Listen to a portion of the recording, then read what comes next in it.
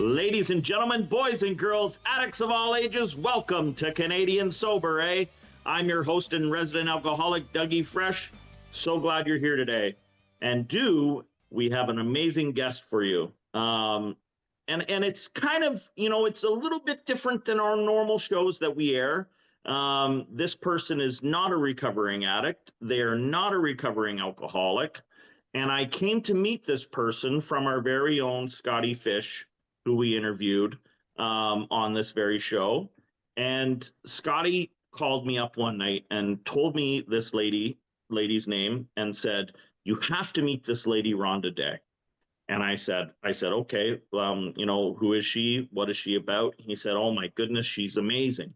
She does all these amazing things for our community. She runs the mobile soup kitchen truck in Collingwood, and said a gazillion other amazing things about her." So I called this lady up, Rhonda Day, and I had a phone conversation with her. And I said to her, assuming, which you should never assume, assuming that maybe she was a recovering alcoholic or a recovering addict, because she's doing so much volunteer work for the community, especially for people who are in need. And she said, "No, I'm not a recovering addict. I'm not a recovering alcoholic." And I asked her a question. I said, "So why do you do it?" And she simply said, "Because it's in need." And I almost felt like crying, because you don't see that too often today with people. And I'm so blessed and so glad she's here tonight to share a little bit of her story, and then we'll get into some questions later. Rhonda Day, how are you today? Wonderful, thank you. Thanks for having me. That kind of rhymes. Rhonda Day, how are you today? It does. For the people out there who have no idea who you are, can you please share a little bit about yourself? What it was like when you were young, or whatever you want to share. Share a little bit about yourself so we can get to know you better. Okay, great. So my name's Rhonda Day, and I grew up here in Collingwood, in the Collingwood area, and I've lived here my whole life. So I've seen the town go through all of its changes, and I just thought it was wonderful. It's a wonderful place to grow up. I could never see myself leaving. We have such a great community and such great things happening here.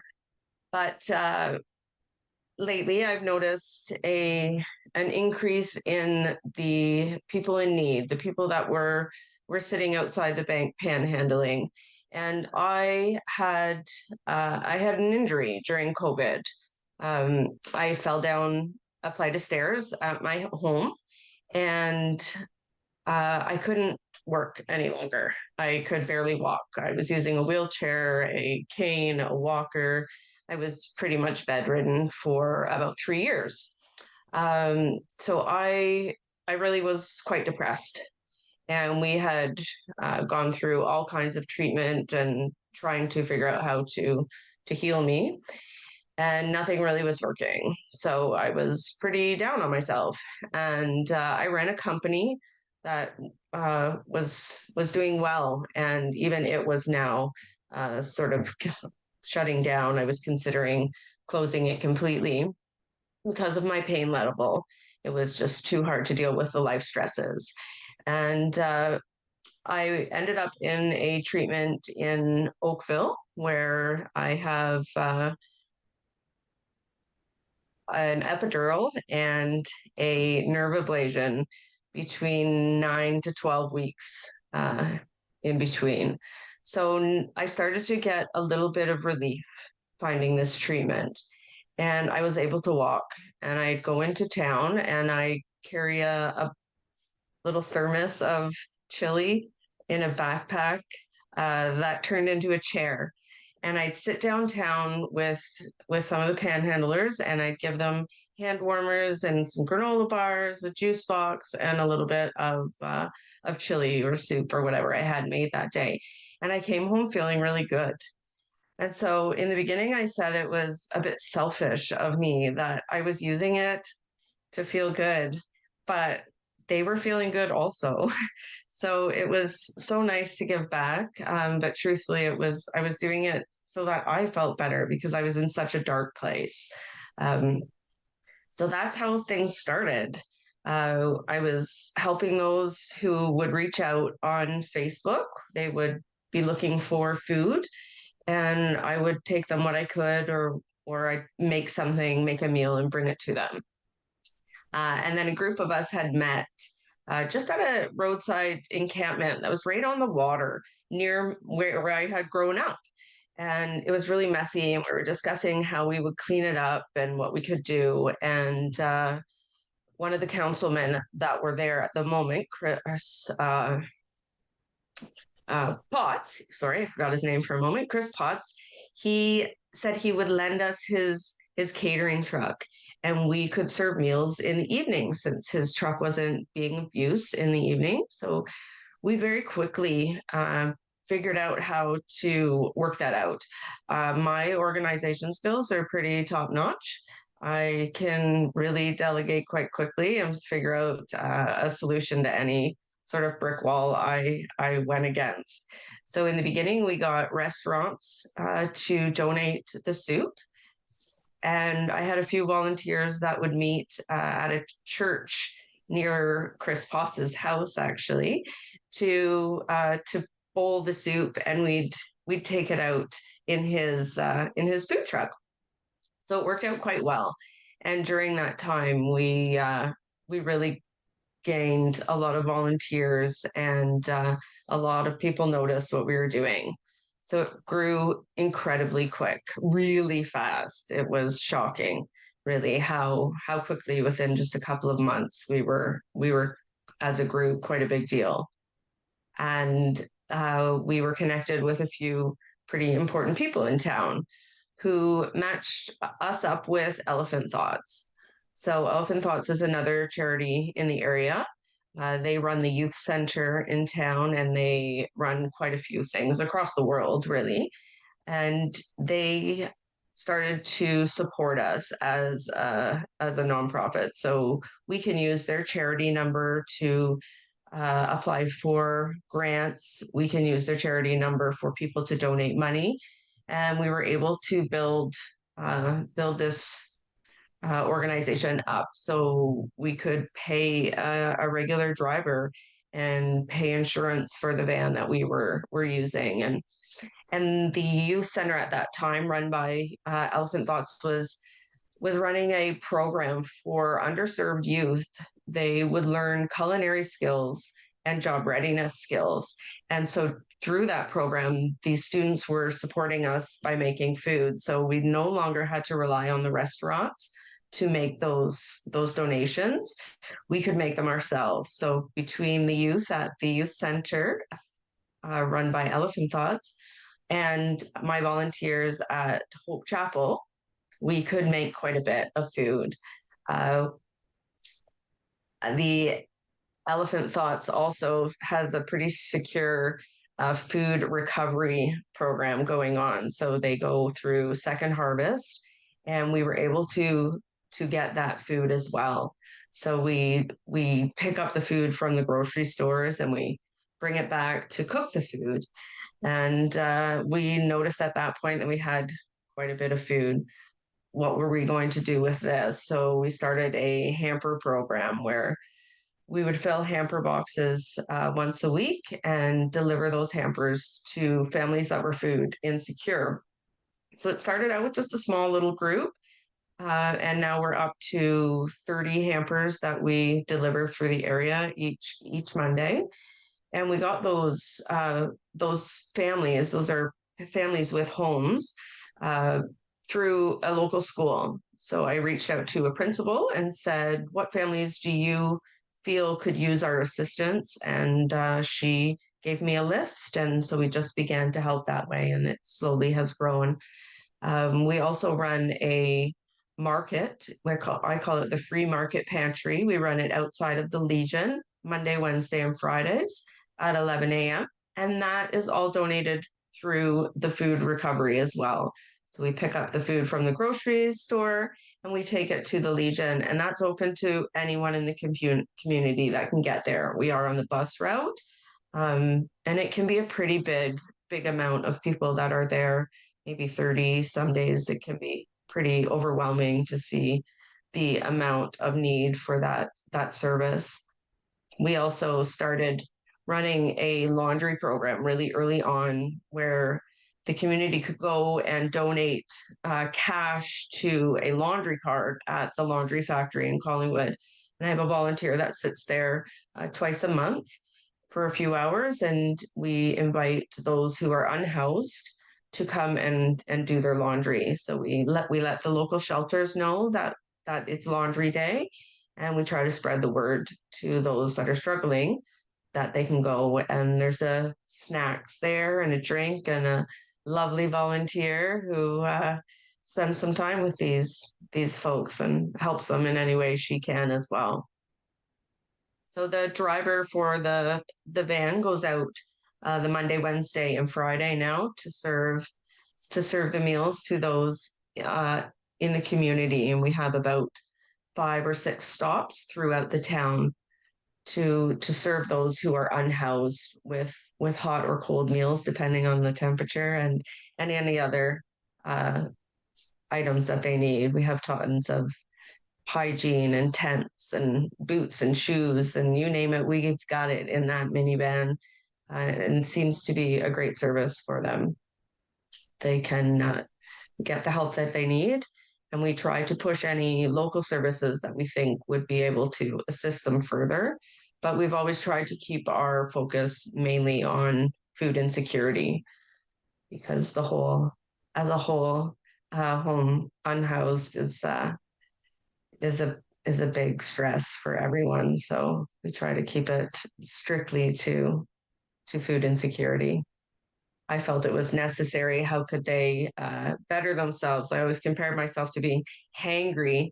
If you're hangry, how are you trying to get a job or trying to get through the day? Would be so difficult. So I wanted to take that one stress away each day. They knew they had a hot meal coming and someone cared about them.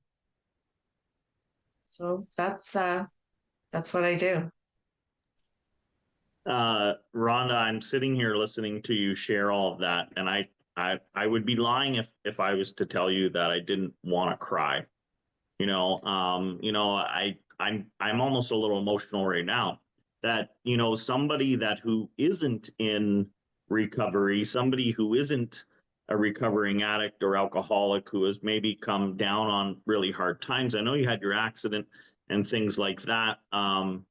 But the dedication that you have, and the dedication that you've shown to make our town a better place to live, not only for people, but people down on their luck, and people just who desperately need it. So I want to give you a huge thank you for what you do. I'm so blessed that you were able to come in here and share a bit about this. But I want to help in more ways than anything. So what can people do?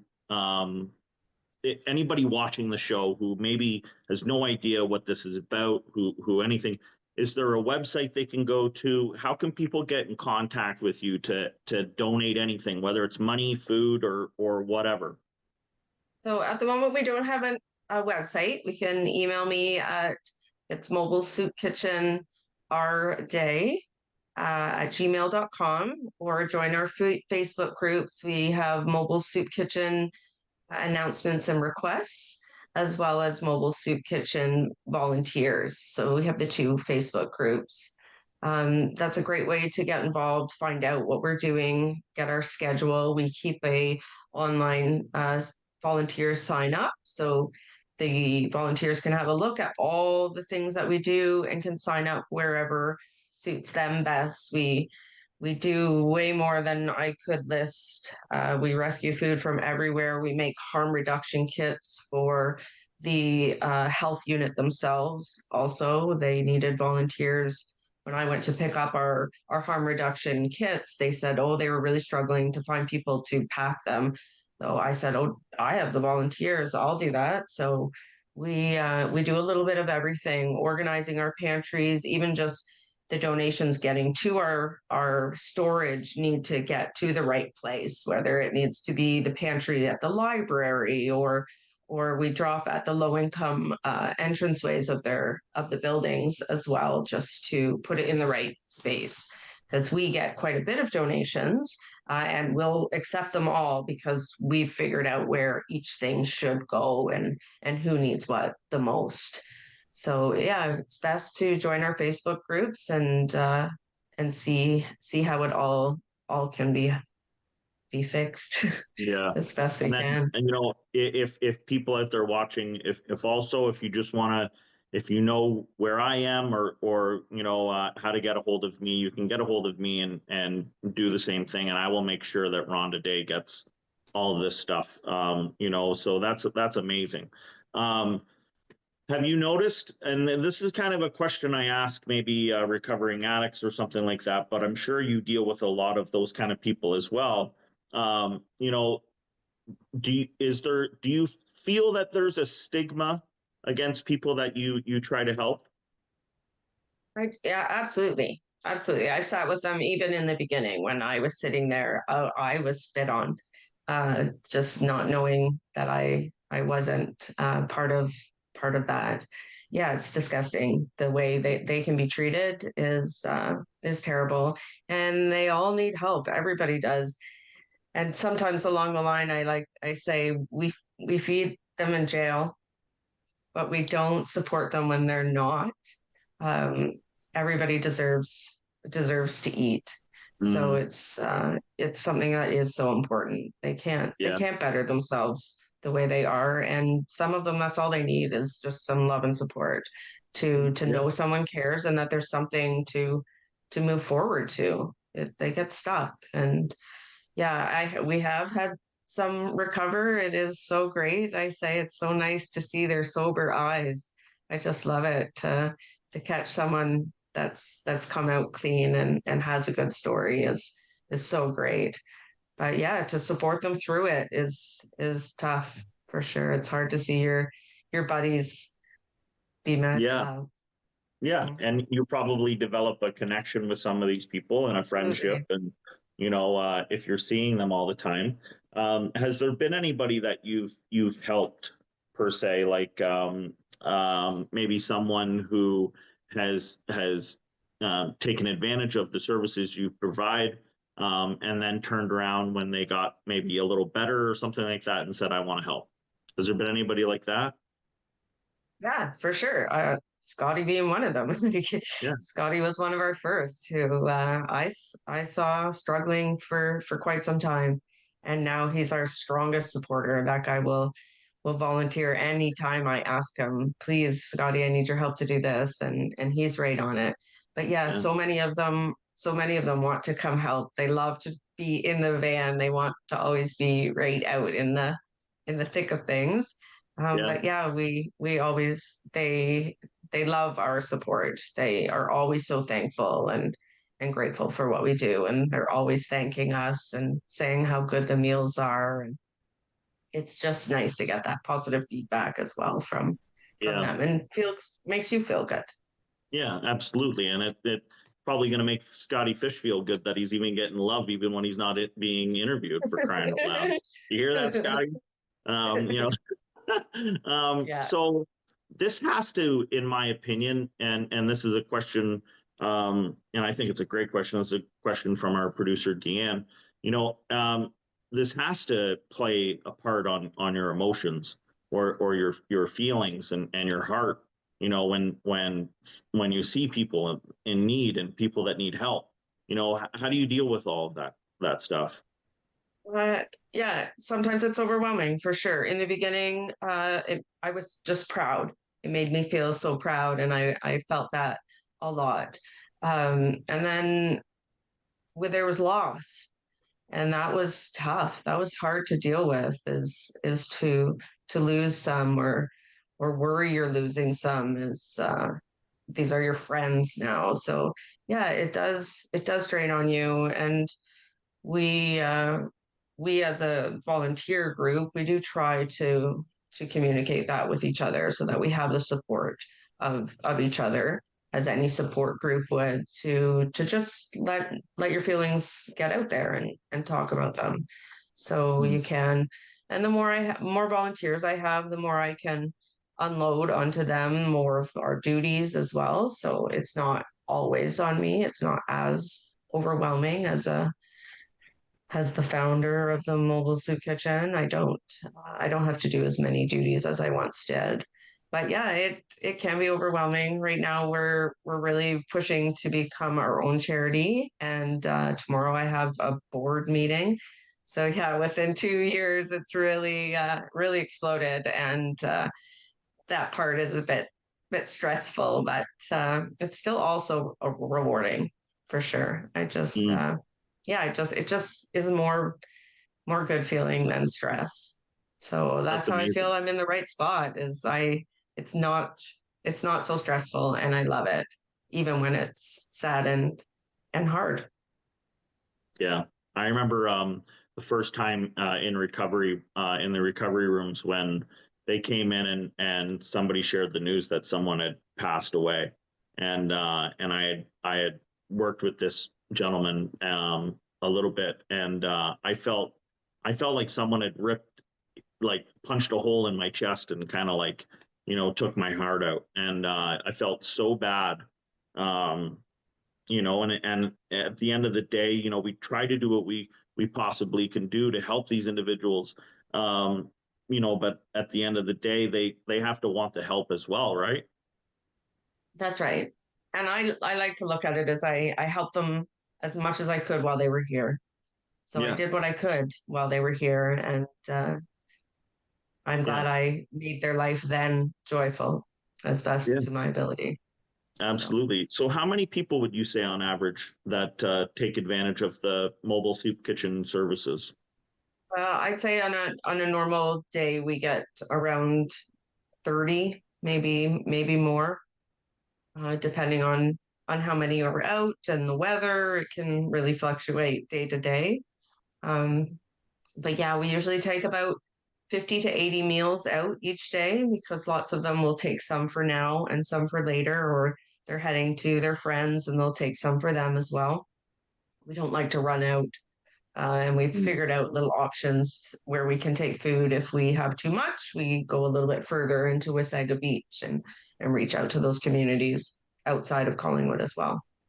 Right. Has anybody approached you to maybe somebody in the town? Has the town done anything? The town of Collingwood, have they reached out to do anything or help in any way?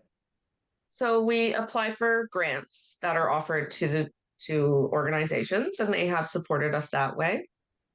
Same with the county as well through funding grants. They support us that way. We're looking for space right now. That's my um, main goal right now. Is I'd really like to find a warming cooling spot for just strictly that are struggling.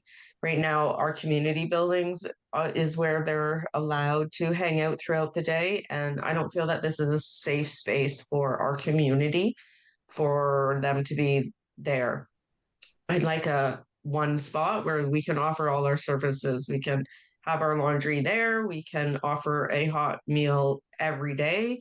It's open from 9 when they are to leave the shelter till 4 p.m. when they are allowed to go back, so that there's just a space just for them. So we're not spreading germs or having people in the library overdosing beside students who are getting tutored. I don't think I don't think that that's right, and that should be a greater focus on every organization right now. I think the town and the county should be really focusing on that, finding a space where we can let them be and get the support that they need, have meetings there, and the services that are available all in one spot. So that's what I'm searching for at the moment. Yeah, well, that's amazing, and my wife and I do hear a lot of people you know, complaining about, you know, the library situation and the people there and stuff like that. And you would think that the town would want to have a resolution to some of this stuff, you know, instead of maybe building, you know, things at the end of streets, you know, and things like that, which we won't talk about any further. But you know, I'm blown away. I'm sitting here. I'm interviewing you. I'm blown away at the dedication that you have, at the things that you do. I feel really insecure about myself right now. You know, and you know, I want to help and as much as I possibly can. You know, you said that when you were sitting there and you were, you know, sharing granola bars and you were sharing juice boxes with those people, what was that light switch moment? What was that They moment where were you were? they were my friends. They were people I grew up with. Some would buzz my doorbell to take me to school. So it was sort of a it could have been me situation for a bit. I could have went down that path as well. At some point I made different decisions and I am where I am. But even during my fall, I mean, plenty of people have injuries and end up addicted. And I really focused on that not being my situation. So I was really, really careful with my pain recovery so that I was safe and not where they ended up. Do you have a regular job or is this your regular job? Yeah, I do. I actually have two. I run a cleaning company. And that's been running for 25 years. I've done that most of my life. And now I help run the Environment Network's culinary arts program that is out of the youth center now. So we teach job readiness and culinary skills to underserved youth in the area as well. It's So yeah, I'm a insane. busy girl. I'm wow. It's just like, where do you find the time? I'm just like crazy. Like, holy Agreed. moly. Listen, I want to thank you for coming on the show today and sharing this story. People out there listening, watching this, help. Please help in any way, shape, or form. People need it. And Rhonda Day could use the help. So please, everybody, try to support this as much as possible. This is our community, and this is the Simcoe County, right? This isn't just one thing, Collingwood. This is everybody, collective, right? If it's not happening in Collingwood, it's happening somewhere else. Guarantee it. You know, so please help in any way. Rhonda, thank you so much for joining us today. Thanks for having me. See you, everybody. See you next week.